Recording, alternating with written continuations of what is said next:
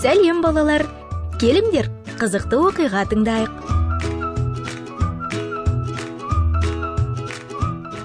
Ержан кітап құмар. Ол үнемі Марк Твен, Клайв Льюис және басқа да жазушылардың кітаптарын оқиды. Бірақ бір кітап ол үшін қызық емес екен.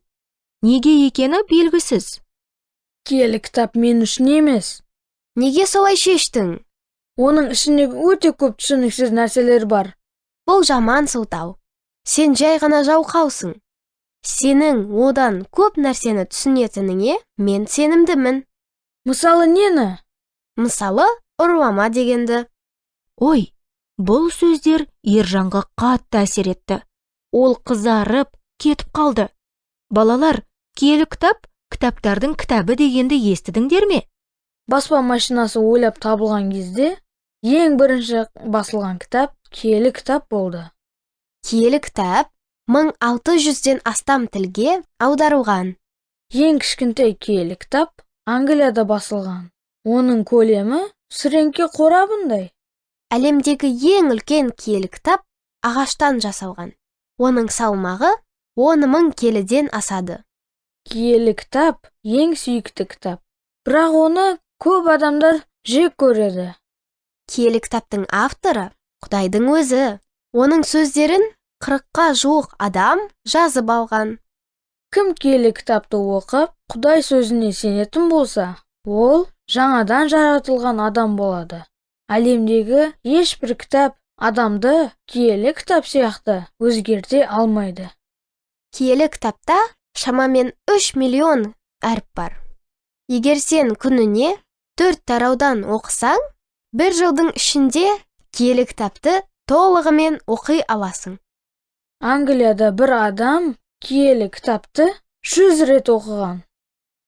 Бір күні бір адам досына қонаққа барғанда оқ тесіп өткен тесігі бар киелі кітапты көрді.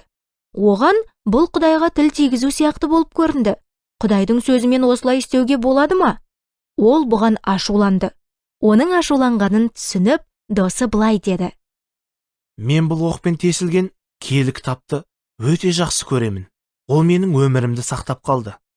Мен майданда соғыстым.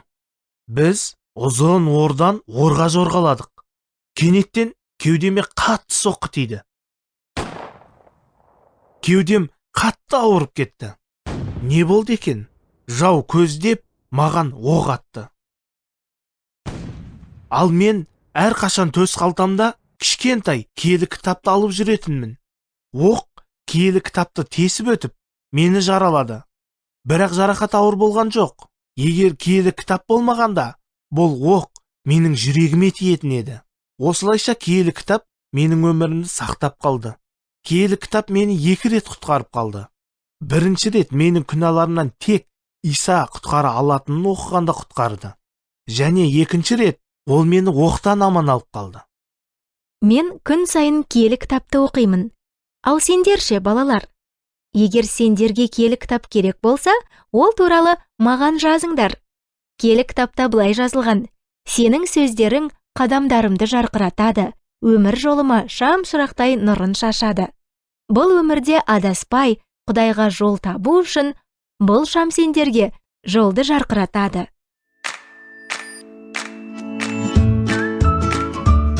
Жақында кездескенше балалар, менің атым Әлия.